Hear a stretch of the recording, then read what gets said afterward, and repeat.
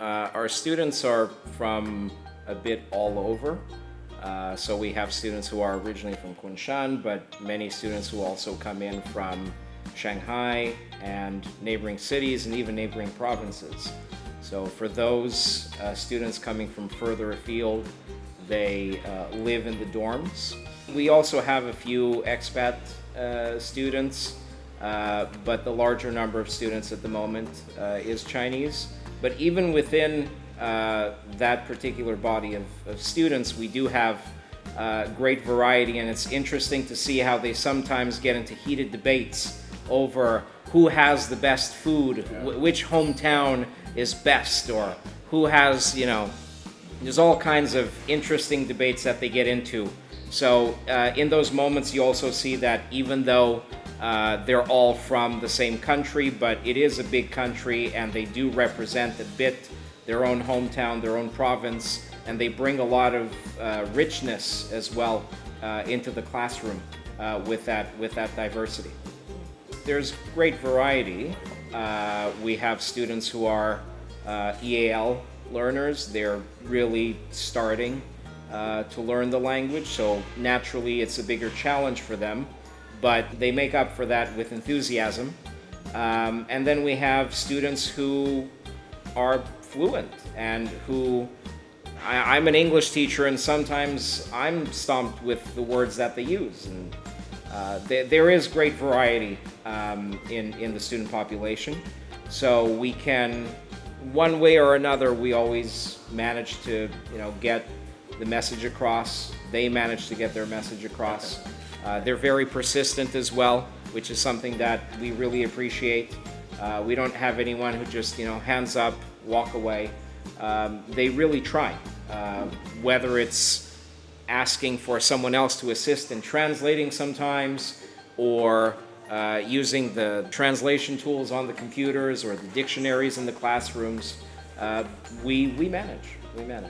If you're able to speak a bit of Chinese, you can kind of, between the two of you, get the point across. But yeah, they're certainly varying levels, but also children that learn incredibly quickly.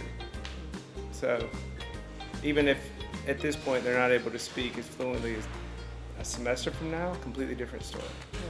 Well, in a good way, it's completely revolutionized how children interact. They basically have the sum total of human knowledge on their phone. They have instant information, instant questions, instant feedback. Interesting how it's going to play out.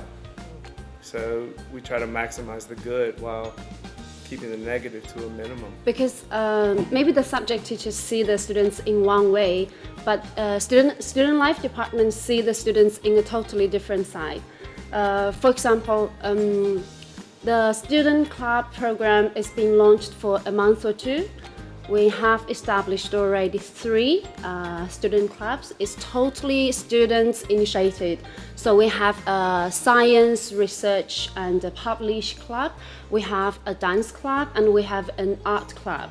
So they do have a lot of interests and talents. And we also have some students initiate live blog. Sarah here. They want to share their own interests and passion with the other students.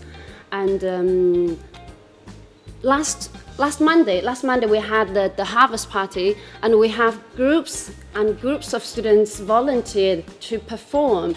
So we got many dances and singing and playing instruments. So we see the students in a different way. They are not interested only in academics. They have a lot of talents. Until you see, you will be astonished. But of course, you have to do it, because we have to prepare all of you before you get to the university. You have to be ready to live independently. So you do have to do all these projects. So when they don't like it, but they try to do it. So I appreciate that. When I see them become young men and young women, right? So for example, if I say something, they didn't hear me. When I first came here, they're like, what? Huh? Mm-hmm. But now they're like, one more time, please.